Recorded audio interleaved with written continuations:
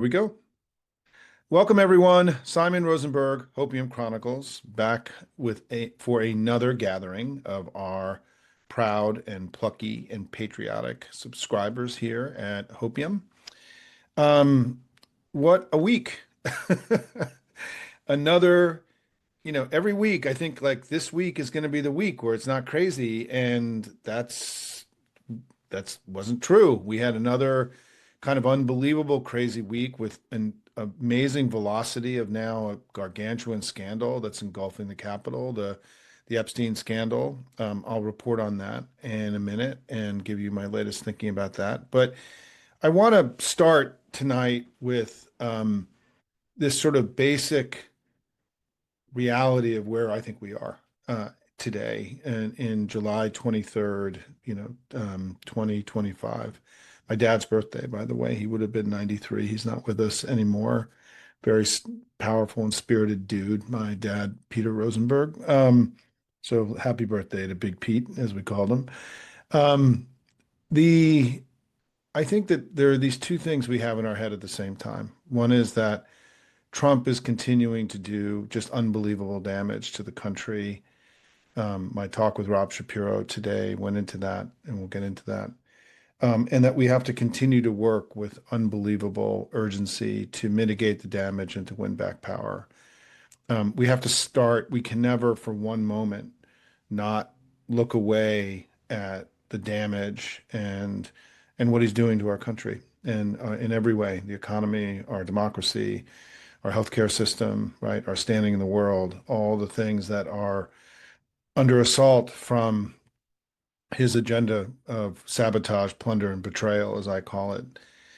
But what is also true at the same time, and these things are actually, I think, becoming increasingly interconnected, is that he is in decline. He's in physical and political decline, and that he is losing his mojo. His wand isn't working the way that it was working a few months ago. He's losing his grip on our politics in the Capitol. And this is really significant because there's, of any scenario that any of you could have painted about how we get to the other side of this and we restore sanity and integrity in our democracy in America, it starts with him failing. And so we are entering a period of a necessary but insufficient moment to sort of weaken the hold and grip that MAGA has on the country. And we should be delighted in that. We should take credit and give ourselves credit for having helped create this moment. When we look at the data, and I've been writing a lot about the data, right? He has dropped using just the Economist YouGov poll, which is one of the weekly tracks that has the highest level of integrity. He's dropped 20 points.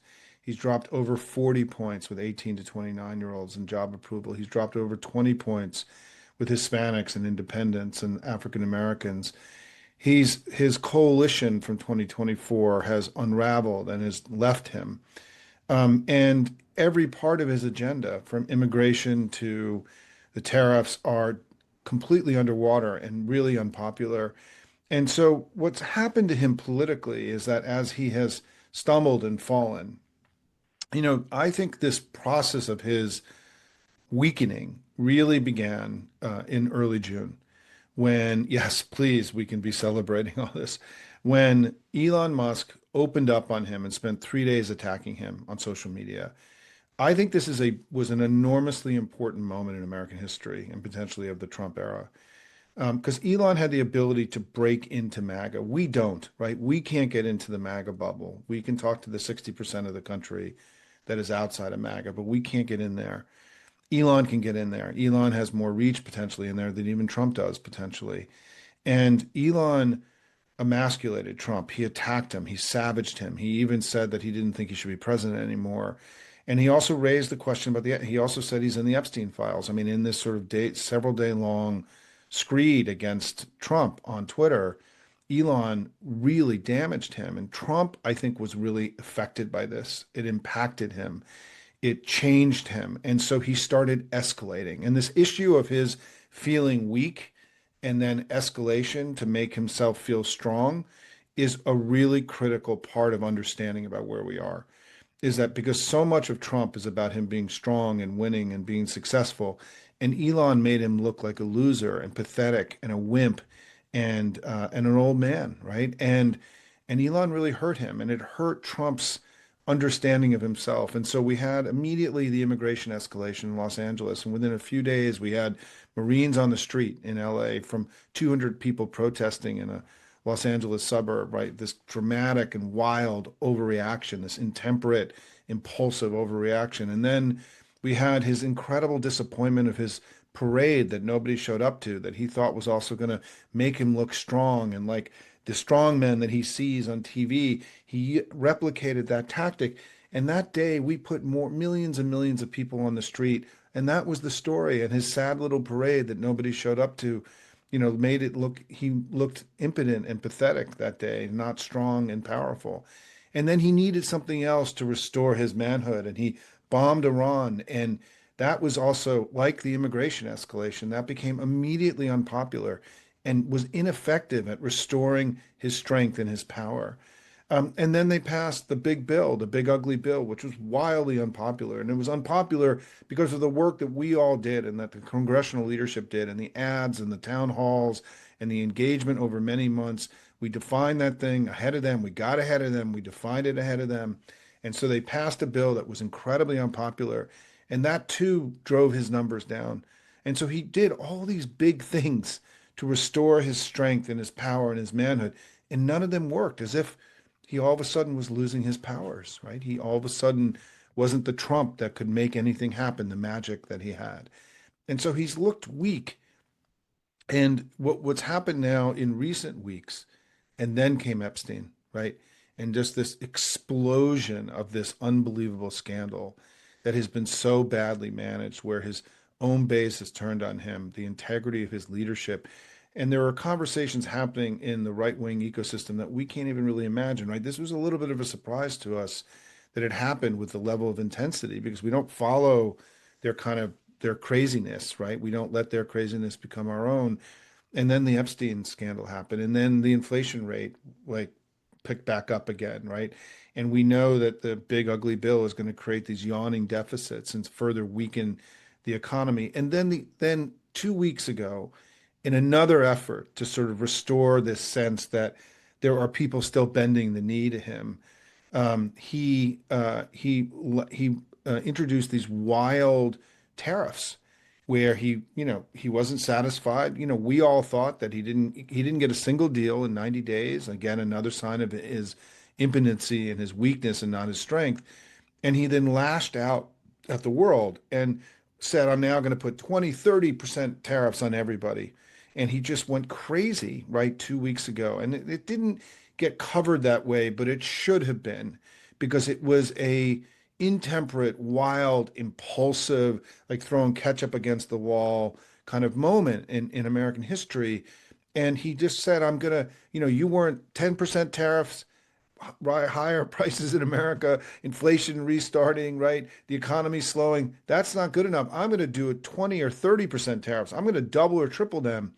And and so he threatened that. And now he claims that, and that's what's going to happen next Friday if measures are not put into place, where we're going to see prices for everything in America skyrocket. It's an unbelievable betrayal of everything that he promised during the campaign, which was to be there for working people, to lower prices. And this is a central reason his approval rating has collapsed. I mean, in the poll that I showed you this week, in from Strength in Numbers, Trump's approval rating on inflation and prices was 33%, 33.61. I never really thought Trump would fall below 40 on anything. I really think that his floor is sort of 38, 40, 40%. He's at 33%, which means that half of his own voters who voted for him last year disapprove of his handling of prices and inflation. And it's the most important issue in our politics. And so the other thing that's eroded is this perception of Trump as somebody that with him you get a better life, you're successful, you can make more money, that he's successful. This core part of his brand, that there was the bridge element of his brand, to the voters that broke for him at the end of the election in 2024 has completely collapsed.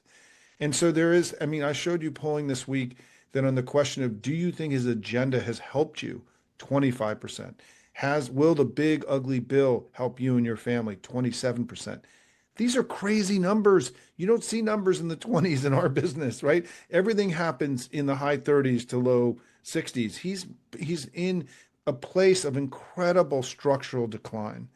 And what we were saying weeks ago is that the economic numbers were below his approval, and that what would be likely to happen is approval would sort of lower down to where his economic ratings are, and that's sort of what's happened. I mean, he's now, polling regularly at -13, -14, -15. This is very bad, right? For those who don't know polling numbers and what these things mean, this is really bad. His polls this week were worse than the polls that Joe Biden had in the final days before he got out of the race a year ago. So it was bad enough to knock Joe Biden out of the race. Trump's numbers are worse than Biden's were this week anyway, in the last few days. And you've seen further erosion because of Epstein and because of everything else, right? And so he's in trouble. And then we also had, in addition, and so the tariffs today, we just learned in the last 24 hours that the big deals that he's going to strike aren't to get rid of the tariffs or to lower the tariffs. It's actually to increase the tariffs from 10% to 15%. The deal that he struck in Japan for Japan, and it looks like they're going to do a similar one with the European Union. We'll see the details, is actually going to increase the tariff rate with some of our largest trading partners by 50% from where it is now, meaning that prices are going to go up. So he told us he was going to lower prices. He told us, right, that inflation he was going to he told the White House this week, he said in a White House meeting, inflation's under control, and yet it's increasing, right? Last month, it was operating at a rate of 3.5 to 4%, double what the Fed is looking for, and it's increasing. And now he's going to raise prices. It's an unbelievable insult to all of us. It is an attack and an assault on the middle class. It's a confirmation of his fundamental oligarchy and his lack of concern of everyday people. It's a huge fuck you to the middle class and working class people in the United States. It's unbelievable what he's doing. And we did a whole show today about the dangers of his economic plans, which I won't go into because we covered it so much. But we're now at a point where Trump is not only lashing out in ways, his public performance over the last 10 days, and to me is some of the most unhinged things that we've ever heard him say in the 10 years since he came down the escalator. He's clearly, the pressure of Epstein and all the stuff is clearly getting to him. And it's what I mean about how he's in decline. His health is in decline. His performance is in decline. And I think this issue with his health, and that they had to sheepishly acknowledge that he had a serious medical condition last week because his ankles were so swollen. This is a sign of his vulnerability, that he's getting old and that he's out of shape, and that part of what happened with this condition that he has was due to his unhealthy lifestyle that he leads and him being obese the way that he is. This has led to this condition. And it's another sign of his weakening and his vulnerability and his decline. And so I do think we have to be pleased.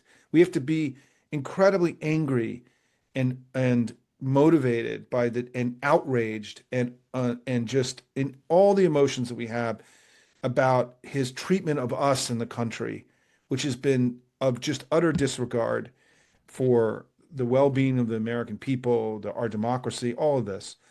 But his political project is failing.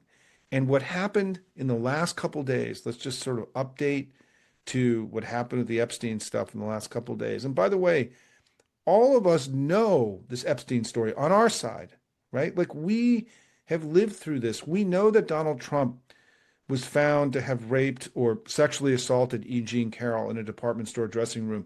We know all of these stories about his behavior, but I don't think these things ever completely penetrated on the right in the way that it has for us.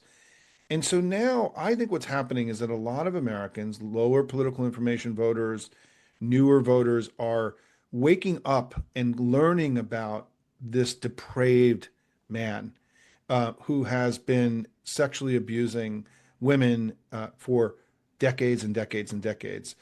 I know a lot about this because in the election in 2016, as somebody who's worked a lot in immigration, I did a lot of research on Melania's journey into America and the legitimate questions about whether or not she lied on her immigration forms and could actually have her immigration status revoked someday because of the way that she came into the country. But in that research, I learned a lot about Trump's modeling agency. He had a modeling agency he has been all over with Epstein and a bunch of these other guys doing terrible stuff for a long time. He's on the flight logs of Epstein. We know he's in the Epstein files, right? We know the flight logs have been public, right? We've seen them. How this now has metastasized into this sort of epic scandal that is engulfing, the attorney general and everybody else. I don't totally know, but that's what happens in this business. You have to keep punching. You don't know when you're going to succeed. You can't shoot unless you score. It's why our attitude here is we just got to work and push every day because you just don't know when things are going to break. But this thing is broken open. And the Wall Street Journal today reported that Trump was informed in May that he's in the Epstein files. We've also learned that the FBI put 1,000 personnel, 1,000 people on the Epstein files in order to search every instance of Trump to do one thing, to find how many times Trump was in all of the records they had. One would assume that they had to put that many people on it because he was in there a lot, by the way, right? This is something that has still not been given adequate attention. This is going to become more salient, the sense that they in March put 1,000 people on scrubbing the files because they were so concerned, because I think that they thought perhaps they were still going to release these things as the president promised. The president was then briefed in May. We now learned today that he was in the Epstein files. So he's been lying, serially lying about this for the last few weeks. He's lied about the briefing that Bondi did with him. It came out today. And then tonight, right, well, just in the last 24 hours in the Congress, the Mike Johnson had to cancel this final week of votes before the recess because in the Rules Committee, when Democrats were bringing up amendments to force the release of the Epstein files, Republicans were going to vote with them and disobey dear leader and cause the Department of Justice to release the files. So because he knew that he could not win any of these rule committee votes, this is kind of an arcane process, he just sent everybody home until September. They had real business they had to get done. They're really behind on producing a budget, for that was due on October 1st, right? They're super behind. They needed this week to get real business done. All of it goes up in flames. But then tonight, what happened tonight, you may not have seen this, is that the Oversight Committee had a meeting, and I haven't had time to go in and find out exactly what happened, but we put forward an amendment in the Oversight Committee to force the release, to subpoena the FBI to release the Epstein files, and it passed 8-2. So there is now going to be a formal subpoena from the House of Representatives. The die is cast on this. That's going to go to the Department of Justice demanding the release of the Epstein files. That happened tonight.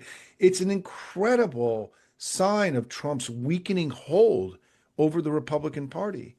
And so I'm coming to you tonight, in living in this sort of dual place of the wreckage, the carnage, the sense that it is unbelievable how much his enablers in the Congress and the Supreme Court have allowed this terrible, awful man, the worst man that has ever lived in America in all of our history, of all the people that you're going to give, these kinds of powers to, he would be the last person in the world that you would trust with, then he continues to do incredible damage to the country. But at the same time, he's in deep shit and he's weakening. And what happens in this town, right? I've been here a long time, over 30 years full time, is that power is fleeting, right? Things can escape. The wand all of a sudden doesn't work anymore, right? He lost a really consequential vote in the Congress tonight with his own people. And so the dam is sort of breaking here, or the way that we talk about it here at Hopium is little cracks become big cracks. and the little cracks became much bigger cracks in the last couple of days. Bondi canceled a public appearance today at a right-wing conference and then we also learned tonight more breaking news. Pete Hegseth, the Department of Justice, the Pentagon, in their IG review, has determined that Hegseth actually shared classified information, which means that he lied under oath when he testified into Congress about what happened with the Signal chat. So this is also now an exploding, a scandal that had exploded. It kind of receded. It's come back, and all of a sudden, like I like to say, is that, sometimes the wheels on the bus go round and round, and sometimes they come flying off. And we have to understand, we have to stay in this place that right now Donald Trump is weak, he's not strong. He's losing, he's not winning. He's failing, he's not succeeding. And he's a villain and not a hero. And I'll end with this.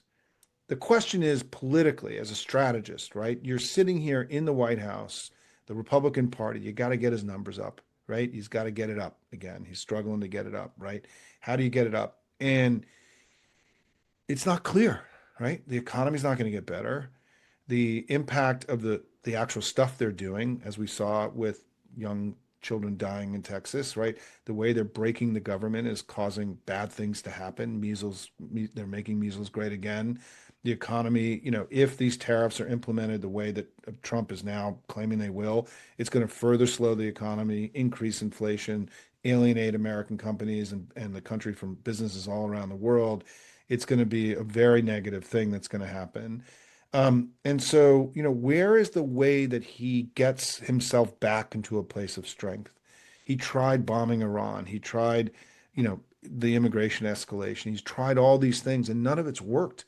His numbers are lower today than they were 6 weeks ago. And I think that this is really the big question now, which is what does he do for the next 15, 16 months? He doesn't like to travel internationally and no one wants him to come visit. He doesn't like to use sort of the images of the American empire around the world, which are now far less available to him than they would be to others, right? He's seen, his all of his agenda is incredibly unpopular. So what does he do to restore his strength and his power? And I think that number one is that we have the Epstein problem, which is making this far harder for him and is becoming corrosive and destructive. Number two is that the tariffs which are going to play out over the next few weeks, are really bad for him. He's doubling down on the single most unpopular thing that he's done, that is the most salient, important issue for voters in America. He is doing something that is politically reckless and dangerous for his own brand and his own standing, and frankly, reckless and dangerous for the country. So the tariff stuff, even though I think he likes it when countries do deals with him because he feels strong, it's actually not going to work again the way because the wand isn't working anymore. It's not going to work the way that he intended. And then the next thing that happens is that we're going to have a huge debate this fall over the budget because on October 1st, the fiscal year 26 begins, and there needs to be a budget in place so the government shuts down.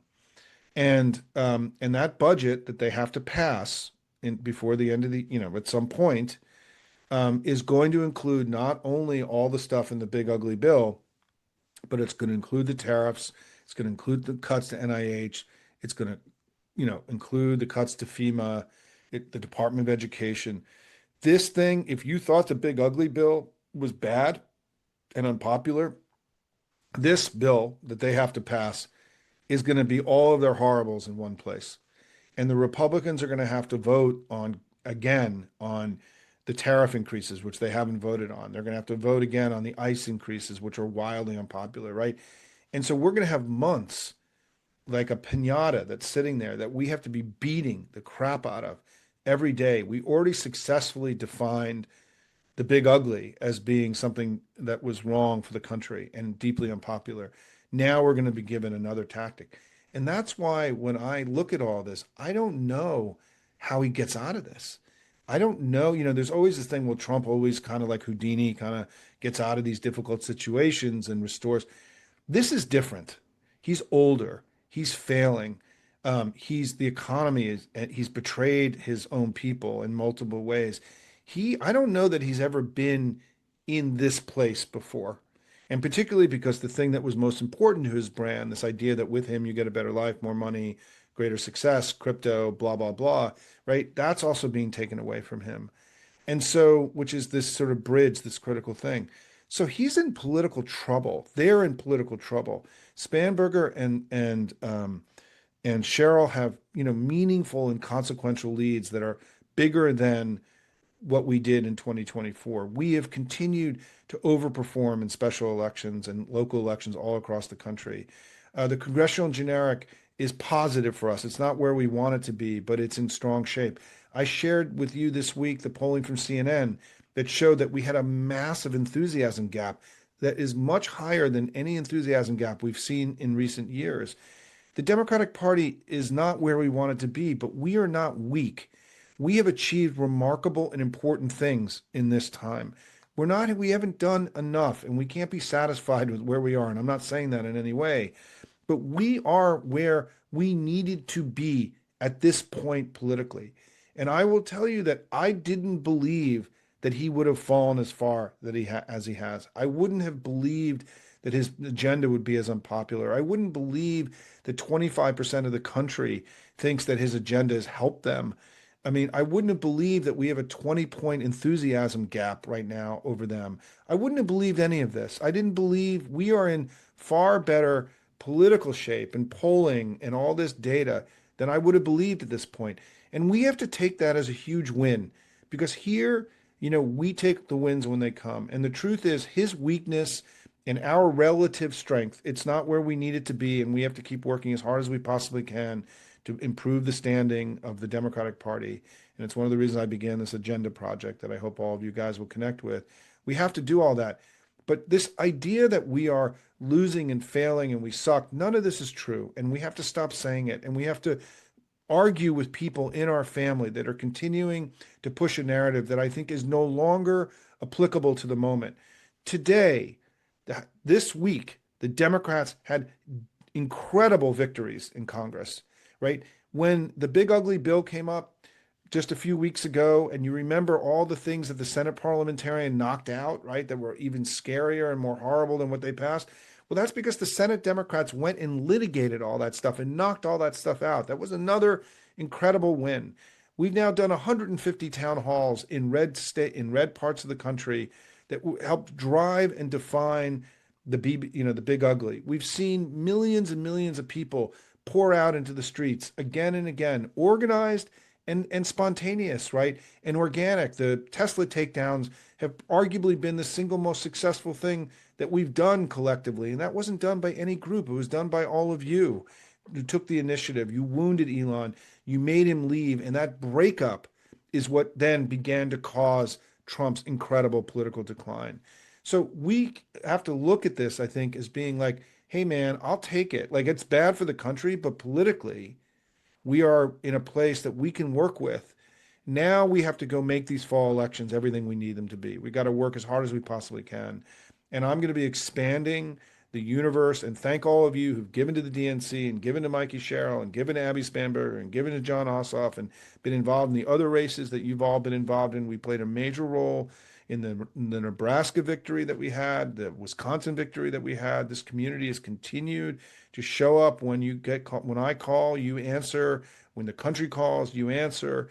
And we're going to be expanding the offerings that I have for things that we can do together to continue to take advantage of this moment where they're stumbling and we have to be on offense and we have to seize the opportunities in front of us.